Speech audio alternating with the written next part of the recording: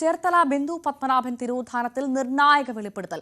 തിരോധാനത്തിന് ശേഷം കോടിക്കണക്കിന് രൂപ വിലമതിക്കുന്ന ബിന്ദുവിന്റെ ഭൂമി സ്വന്തമാക്കിയ സതീശന്റേതാണ് വെളിപ്പെടുത്തൽ. 2005 മെയ്ക്ക് ശേഷം ബിന്ദു ജീവനോടെ ഇല്ലെന്നാണ് അന്വേഷണ സംഘത്തിന്റെ വിലയിരുത്തൽ. എന്നാൽ 2006 ഭൂമി വിൽക്കാൻ സെബാസ്റ്റ്യനൊപ്പം ബിന്ദു എത്തിയതായി സതീശൻ ന്യൂസ് 18നോട് പറഞ്ഞു. താനുമായി ഭൂമി ഇടപാട് നടന്ന ദിവസം സെബാസ്റ്റ്യനും ബിന്ദുവും താമസിച്ചത് ഒരുമിച്ചാണ്. അത് രാമകൃഷ്ണന്റെ പേര് മേടിച്ചു. അങ്ങനെ അനിയനുണ്ടല്ലോ, ആ പുള്ളിയുടെ പേര് മേടിച്ചു. അതിനെ തന്നെ അറിയുമോ? ആ സതീശന്റെ കേസ് എന്ന് പറഞ്ഞാൽ പുള്ളിക്കറിയാം, തീർച്ചയായിട്ടും പറഞ്ഞു. ആ ഞാൻ മനഃപൂർവ്വം കൊടുത്തു. ലാഭം കിട്ടിയ ലാഭം കിട്ടിയാണ് ചെറുതായിട്ട്. കൂടുതൽ എന്റെ സ്ഥലമല്ലത്. അപ്പൊ പള്ളിപ്പുറത്ത് ഞാൻ കാണിക്കണമെങ്കിൽ അവിടെ കാണിക്കാറില്ല. ബിന്ദു ഒരു പ്രാവശ്യം കണ്ടിട്ടുള്ളൂ. പിന്നെ അവിടെ വന്നേശം പിന്നെ എനിക്ക് 3,000 രൂപ പോരാനൊക്കെ അല്ല ഇപ്പൊ അവിടെ. അതുപോലെ ആ ബസ്സിൻ്റെ പ്രോബ്ലം ഉണ്ട്. റോട്ടിൽ നിന്ന് കുറച്ച് വീഴുമായിരുന്നു. വാലുപോലെ അങ്ങോട്ട് കിടക്കുന്നത് 3 സെൻറ്റോളം അങ്ങനെ വേസ്റ്റ് പോയി. പിന്നെ ഒരു ചതുപ്പ് പോലെയാണ്. സ്ഥലം ഡ്രൈ ലാൻഡാണ്, പക്ഷെ കിടക്കണ കണ്ടായിരുന്നു മേടിക്ക്. അതിന്റെ ഫ്രണ്ടിൽ തന്നെ ഒരു അമ്പലത്തിന് അവിടുന്ന് വടക്കോട്ട് വന്ന് റെയിൽവേ സ്റ്റേഷനിലേക്ക് പോകുന്നുണ്ട്. ടാർ റോഡാണ് അവിടെ. ഇല്ല, അത് രാമകൃഷ്ണന്റെ അനിയനാണ്. വസ്തു എഴുതി നൽകാതായതോടെ കേസ് കൊടുത്തെന്നും ഒരിക്കൽ പോലും ബിന്ദു ഹാജരാകാത്തതിനാൽ തുക കെട്ടിവെച്ച് വസ്തു സ്വന്തമാക്കിയെന്നും സതീശൻ പറഞ്ഞു. 6 മാസം കംപ്ലീറ്റ് ചെയ്യുമ്പോൾ ഞാൻ കേസ് കൊടുത്തു. പിന്നെ അതിന്റെ വീട് 4 വർഷം കഴിഞ്ഞ് വന്നു. ഇതൊക്കെ ഒറ്റൊരു പ്രാവശ്യം പറഞ്ഞു. ബിന്ദു വീട്ടിലിരുന്നു, സെബാസ്റ്റിന്റെ വീട്ടിലിരുന്നു. ഞങ്ങൾ പോയി കണ്ട്. അന്നാ ഇതുപോലെ രജിസ്ട്രേഷൻ ഇല്ലല്ലോ. അന്നല്ല ബിന്ദു വീട്ടിലുണ്ടെന്ന് സെബാസ്റ്റ്യൻ പറഞ്ഞതാണോ അതോ ചേട്ടൻ എന്റെ അടുത്ത് വന്നിട്ടല്ലേ അങ്ങോട്ട് പോയത്. സെബാസ്റ്റിന്റെ വീട്ടിലിരിക്കുമ്പോൾ സെബാസ്റ്റിന്റെ ഭാര്യയുണ്ടോ? അന്ന് ദിവസം കല്യാണം കഴിച്ചിട്ടില്ല. ബിന്ദു താമസിക്കാറുണ്ടോ സെബാസ്റ്റിന്റെ വീട്ടിൽ എന്നാണ് പറഞ്ഞു കേട്ടിട്ടുള്ളത്. ഉണ്ടായിരുന്നാ പറഞ്ഞു കേട്ടോ. ഞാൻ കണ്ടിട്ടില്ല. നമ്മളെ കാണാത്തതിനും പറയുന്നത്. അന്നെന്തായാലും കണ്ടല്ലോ ബിന്ദു പ്രോപ്പർട്ടി വൈകുന്നേരം വന്നത്. അന്നേരം രാത്രി അവിടെ താമസിച്ചത്. അന്നേരം പിറ്റേ ദിവസം രാവിലെ സെബാസ്റ്റ്യൻ കാറുമായിട്ട് വന്നിട്ട് തന്നെ നമ്മുടെ അമ്പലപ്പുഴ പോകണം. സെബാസ്റ്റ്യൻ വീട്ടിൽ താമസിച്ചിരുന്നു. നിങ്ങൾ പ്രോപ്പർട്ടി കാണാൻ പോകുന്നതിന് തലേന്ന് ഇന്ന് വൈകുന്നേരം വന്നു. രാത്രി വാടക ഇറക്കില്ല. പിറ്റേ ദിവസം വെളുപ്പിനെ പോയി വന്നു. അഗ്രിമെന്റ് എഴുതിച്ചു. ഒന്ന് തന്നെ കാശ് കൊടുത്തു. ശരി. ഒരു തവണ ചേട്ടന് പ്രോപ്പർട്ടി എഴുതാൻ വന്നപ്പോ കണ്ടു. തലേ ദിവസം പിറ്റേ ദിവസം എഗ്രിമെന്റ് ചെയ്യാൻ വേണ്ടി വന്നപ്പോ കണ്ടു. അല്ല വിൽക്കാനുണ്ടെന്ന് പറഞ്ഞ സ്ഥലത്തിന്റെ ആധാരം കാര്യങ്ങളായിട്ട് വന്നപ്പോ ഒരു പ്രാവശ്യം കണ്ടു അല്ലേ? അന്ന് ലോഡ്ജിന്റെ അവിടെ വന്ന റോട്ടിൽ നിന്നു. പിന്നെ ഈ എഗ്രിമെന്റ് എഴുതി അവർ വീട്ടിൽ കൊണ്ട് അവിടെ കൊണ്ട് സൈൻ ചെയ്യിച്ചു. കാശ് പ്രോപ്പർട്ടി കാണാൻ പോയിട്ട് വന്നു. അപ്പൊ ഈ എഗ്രിമെന്റ് ഈ പ്രോപ്പർട്ടി വിൽക്കാണ്ടെന്ന് പറഞ്ഞ വരുന്നതിന് തലേ ദിവസം സെബാസ്റ്റിന്റെ വീട്ടിൽ സ്റ്റേ ആണ് ബിന്ദു ആയിരിക്കും. എന്താ വെച്ചാൽ ഞാൻ വൈകുന്നേരം കണ്ട് രാവിലെ കണ്ടപ്പോ അവിടെ ആയിരിക്കുമല്ലോ. രാവിലെ ചേട്ടൻ കണ്ടു അല്ലേ? വൈകുന്നേരം ലോഡ്ജിൽ നിന്ന് അങ്ങോട്ടാ പോയത്. പിറ്റേ ദിവസം രാവിലെ ഒപ്പിടിച്ചപ്പോഴും ബിന്ദു അവിടെ ഉണ്ട്. അപ്പൊ അതിനടക്ക് ബിന്ദു കൊണ്ടാന്ന് എനിക്കറിയാൻ എനിക്ക് എഗ്രിമെന്റ് ഡേറ്റ് എന്ന് പറഞ്ഞേ. അയ്യോ അതൊന്നും ഇപ്പൊ ഇത്ര വർഷം ആധാരത്തിലാണല്ലോ. അത് ആധാർ ആരുടെ കയ്യിൽ ഇരിക്കണം. നിങ്ങളുടെ പ്രോപ്പർട്ടിയുടെ ആധാരം ഇല്ലേ നിങ്ങളുടെ? അതൊക്കെ കോടതി സബ്മിറ്റ് ചെയ്തില്ലേ? അതിന് പിന്നെ കിട്ടിയില്ലേ? ഇല്ല. ഇപ്പൊ കേസ് ഉണ്ടായിരുന്നത് അത് ഞാൻ വിൽക്കുകയും ചെയ്തു. സ്ഥലം വിറ്റോ? പിന്നെ ഇല്ലേ. ആർക്ക് വിറ്റു? വക്കീലിന് തന്നെ വിറ്റു. കേസ് നടത്തി വക്കീലിനെ വിറ്റു. എനിക്കറിയാം ഇതിന്റെ പുറകെ ഇങ്ങനെയുള്ള ചോദ്യം വരില്ലേ. കഴിഞ്ഞ ദിവസം സതീശനെ ക്രൈംബ്രാഞ്ച് ചോദ്യം ചെയ്തിരുന്നു.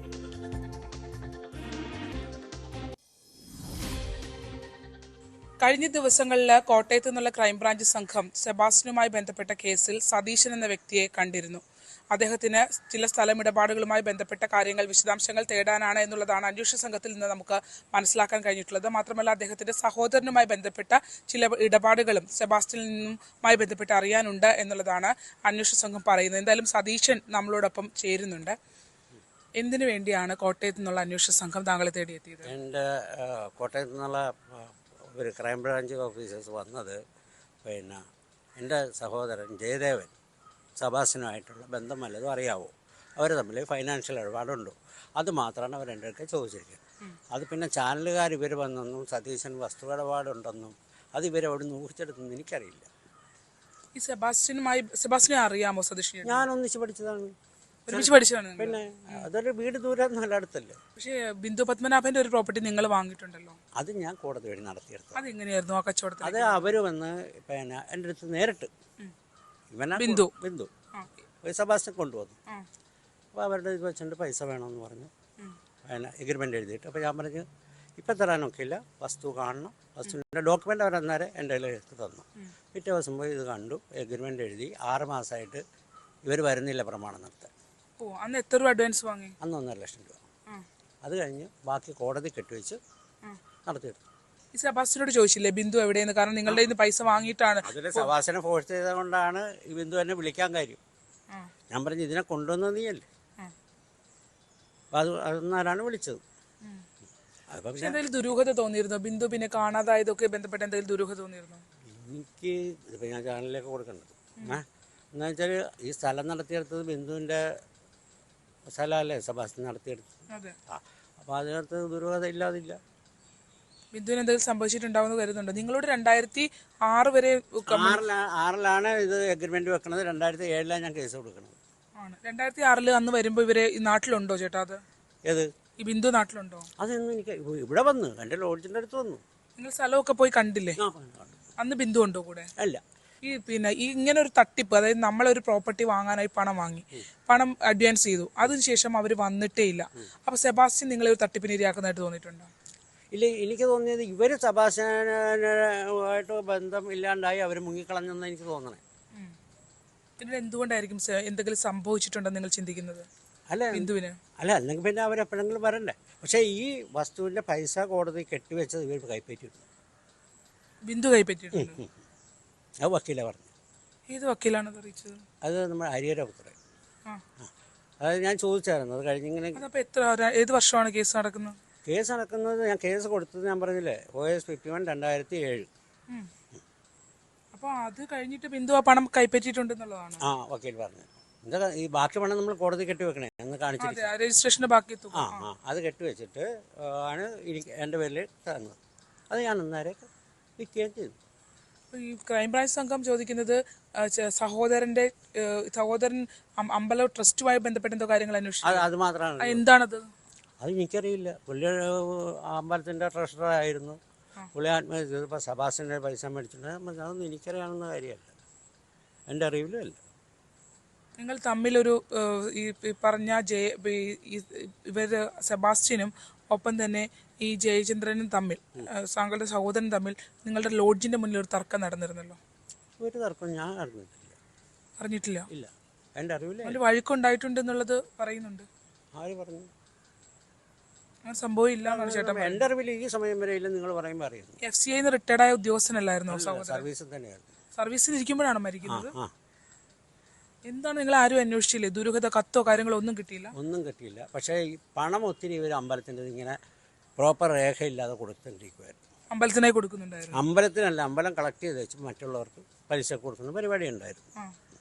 യഥാർത്ഥത്തിൽ പുള്ളി അതിനകത്ത് ഡയറക്റ്റ് ഇൻവോൾവ്മെൻറ്റ് പറയാനൊക്കെ ഇല്ല. പുള്ളി ട്രഷററാണ്, സെക്രട്ടറിയല്ലേ കൊടുക്കേണ്ടത്. സെക്രട്ടറി ഇതിന് വരുന്നില്ലായിരുന്നു. പിന്നെ രേഖകളെല്ലാം എൻ്റെ വീട്ടിലെല്ലാം താമസിക്കുന്നത്, കൊടുക്കുന്നവരുടെ രേഖയൊക്കെ അവിടെ വെച്ചിട്ടുണ്ടോ. മരിച്ചു കഴിഞ്ഞ ശേഷം ഞാൻ ഈ രേഖകളൊന്നും കൂട്ടിച്ചേർക്കാൻ പാടാത്ത രീതിയിൽ എഴുതിയ രേഖകളാണ്. പക്ഷെ മരണത്തിൽ ദുരൂഹത ഉണ്ടെന്ന് പറയുന്നല്ലോ. കൈകൾ കെട്ടിയിട്ട നിലയിലായിരുന്നു എന്നൊക്കെ. ആര് പറഞ്ഞു? ട്രെയിൻ വട്ടം ചാടിയാളുടെ കൈ അവിടെ കെട്ടിയിട്ട് ആര് കണ്ടു? വട്ടം ചാടുമായിരുന്നു. ആയിരിക്കും. റെയിൽവേ ട്രാക്കിലാണ് കടന്നു വെച്ച പോയി.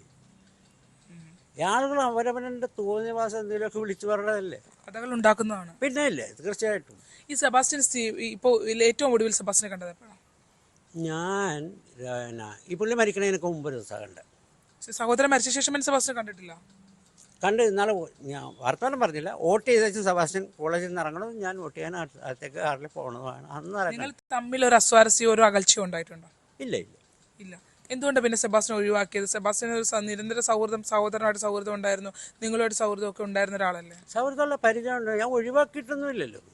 അവൻ പിന്നെ ഇങ്ങനെ കേസിലൊക്കെ വന്നപ്പോൾ പിന്നെ നമ്മൾ തീർത്ത് ഒഴിവാക്കി. ഈ പ്രോപ്പർട്ടിയിൽ നമ്മൾ ഇങ്ങനെ എഴുതി തന്നു, അഡ്വാൻസ് തന്നിട്ട് പോയി, അതിനുശേഷം ഇത് രജിസ്ട്രേഷൻ നടക്കാത്ത സാഹചര്യം ഉണ്ടായി. അന്ന് നിങ്ങൾ സെബാസ്റ്റ്യനോട് പറയുമ്പോൾ സെബാസ്റ്റ്യൻ എന്താണ് നിങ്ങളോട് പറഞ്ഞിട്ടുണ്ടെങ്കിൽ? അല്ല, ഞാൻ പറഞ്ഞു ഇവരെ പറ്റിയുള്ള വേറെ ബിഡ്സ് എനിക്ക് വേണം. അപ്പോൾ പറഞ്ഞു എണ്ണക്കാട്ടിൽ ഇവരുടെ സ്വന്തക്കാരുണ്ട്, ഇവനോട് വണ്ടി എടുത്തുകൊണ്ട് വരാൻ പറഞ്ഞു. ഞാൻ എണ്ണക്കാട്ടിൽ പോയി.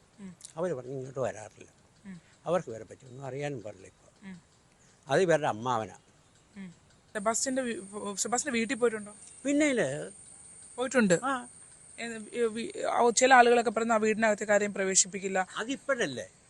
അതിപ്പോഴല്ലേ ഞാൻ പോയി, ഇപ്പോഴല്ലേ പോയത്, നേരത്തെ പോയിട്ടുണ്ട്. അകത്തൊക്കെ കയറ്റി ഇരുത്തിയിട്ടുണ്ട്. പിന്നെ അത് നേരത്തെ, ഇപ്പോഴല്ലേ. സെബാസ്റ്റ്യനിലൊന്നും ഒരു അവിശ്വാസം തോന്നിയിട്ടില്ല? അന്നൊന്നും ഇല്ലായിരുന്നു. ഇപ്പം ഈ ബിന്ദു തീവ്രധാനം വന്നതിൽ പിന്നല്ലേ സെബാസ്റ്റ്യൻ ക്രിമിനലായി മാറിയത്. അല്ലെങ്കിൽ അവൻ എപ്പോഴും ഇവിടെ ഇറങ്ങിയടിച്ച് നടക്കണമല്ലേ. എന്തായിരുന്നു എപ്പോഴും ലാൻഡ് ഡീൽസ് ആയിരുന്നു? ലാൻഡ് ഡീൽസ്, വസ്തു കച്ചവടം ഉണ്ടായിരുന്നല്ലോ. എന്തായാലും അത് ഈ പെണ്ണുങ്ങളെ തട്ടിച്ച് മേടിച്ചതല്ലോ. സെബാസ്റ്റ്യൻ ഏത് വസ്തുവാണ് മേടിച്ചിട്ടില്ല. പെണ്ണുങ്ങളെ തട്ടിച്ചത് തന്നെ ബിന്ദു പത്മനാഭനെ തട്ടിച്ച് വാങ്ങി. അതുപോലെ തന്നെ ഈ എന്താണ് ജൈനമേ, അങ്ങനെ കുറേ പേരുടെ പ്രോപ്പർട്ടി ഈ സെബാസ്റ്റ്യൻ്റെ പേരിൽ ഏത് വസ്തുവാണ് മേടിച്ചിരിക്കുന്നത്? ഒരു വസ്തുവും മേടിച്ചിട്ടില്ല. ചേട്ടനെ വെട്ടിലാക്കിയതുപോലെ ബാക്കിയുള്ളവരെ കൊണ്ട് വെട്ടിലാക്കുന്നുണ്ട്. ഞാനതിന് നമ്മളതിൻ്റെ പ്രോപ്പർ നടപടി എടുത്തു, ഇത്രയേ ഉള്ളൂ. ബാക്കിയുള്ളവർ ഈ പെണ്ണുങ്ങൾ എന്താ കൊടുത്തു ഈ വസ്തു കൊണ്ട് ഇവന്? കുറെ കൊടുക്കാനുണ്ടോ പൈസയൊക്കെ? ആർക്ക്? എല്ലാവർക്കൊക്കെ സെബാസ്റ്റ്യൻ പൈസ കൊടുക്കാണ്ട്. ഇയാളുടെ കയ്യിൽ ഇത്രയും സ്വത്തുക്കളുള്ളതായിട്ട് തോന്നിയിട്ടുണ്ടോ? അവൻ ആ പ്രോപ്പർട്ടി വിറ്റ് കുറേ കാശ് കിട്ടി. എറണാകുളത്ത് പ്രോപ്പർട്ടി പനമ്പള്ളി അല്ലേ? ഓക്കെ, അതാണ് അദ്ദേഹം വ്യക്തമാക്കുന്നത്. അതായത് കഴിഞ്ഞ ദിവസം ക്രൈംബ്രാഞ്ച് സംഘം അദ്ദേഹത്തിന്റെ വീട്ടിലെത്തിയിരുന്നു. താൻ ആ പ്രോപ്പർട്ടി വാങ്ങിയത് മറ്റു രീതിയിലൊന്നുമല്ല, അത് നിയമപരമായ നടപടികൾ പൂർത്തീകരിച്ചാണ്. പക്ഷേ 2007 തന്നെ കാണാനായി ബിന്ദു പത്മനാഭൻ എത്തിയതെന്നുള്ളതാണ് അദ്ദേഹം വ്യക്തമാക്കുന്നത്. സർക്കാരിന്റെ അല്ലെങ്കിൽ പോലീസിന്റെ അന്വേഷണ പ്രകാരം 2005 ശേഷം ബിന്ദു പത്മനാഭനെ നേരിട്ട് കണ്ടവർ ആരുമില്ല എന്ന് പറയുമ്പോൾ 2007 കേസുമായി ബന്ധപ്പെട്ട് താൻ പോകുന്ന ഘട്ടത്തിൽ 6 മാസത്തെ എഗ്രിമെന്റ് കഴിഞ്ഞ് കേസുമായി ബന്ധപ്പെട്ട് താൻ പോകുന്ന ഘട്ടത്തിൽ 6 മാസം മുമ്പ് 2007 കേസ് കൊടുക്കുന്നു. അതിന് 6 മാസം മുമ്പാണ് ബിന്ദുവിനെ താൻ സ്ഥലം വാങ്ങുന്നതിനായി കണ്ടതെന്നാണ് അദ്ദേഹം പറയുന്നത്. അതിനുശേഷം 4 വർഷത്തിന് ശേഷം കോടതിയിൽ അനുകൂല വിധി ലഭ്യമാവുകയും പണം കെട്ടിവെക്കുകയും ചെയ്തപ്പോൾ ആ ഘട്ടത്തിൽ ബിന്ദു ആ പണം റിസീവ് ചെയ്തിട്ടുണ്ട് എന്നുള്ള കാര്യവും അദ്ദേഹം വ്യക്തമാക്കുന്നു. ഇത് അന്വേഷണ സംഘം വ്യക്തമാക്കുന്നതിൽ നിന്ന് വിരുദ്ധമായ കാര്യങ്ങളാണ് സതീശൻ നമ്മളോട് പറയുന്നത്. ചേർത്തല പള്ളിപ്പുറത്തു നിന്നും ശരണ്യ സ്നേഹജൻ, ന്യൂസ് 18.